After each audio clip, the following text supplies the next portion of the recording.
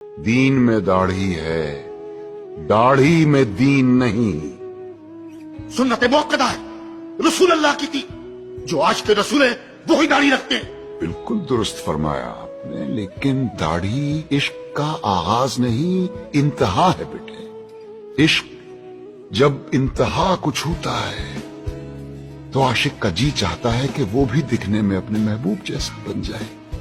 کہیں ہم غلطی تو نہیں کر رہے ہیں کہ عاشق کا پہلا قدم عشق کی آخری سیڑھی پہ رکھوا رہے ہیں؟ کیا وجہ ہے بیٹے کہ اتنے لمبی لمبی داڑھیوں والے، 3 4 حج کیے ہوئے حاجی صاحبان اسمگلنگ کرتے یا جھوٹ بولتے عام نظر آتے ہیں؟ وجہ یہ ہے کہ مجھ جیسے نا سمجھ عالم سارا زور داڑھی رکھنے اور شلوار پہننے پر ہی دیتے ہیں۔ کہیں ہم غلطی سے عاشق رسول کے بجائے عاشق ابو جہل تو نہیں پیدا کر رہے ہیں؟ کیونکہ داڑھی تو ابو جہل کے بھی تھی، لباس بھی وہی تھا جو رسول اللہ زیب تن فرماتے تھے۔ ترتیب الٹی ہے بیٹے، پہلے ظاہر نہیں، پہلے باطن کو ٹھیک کرو۔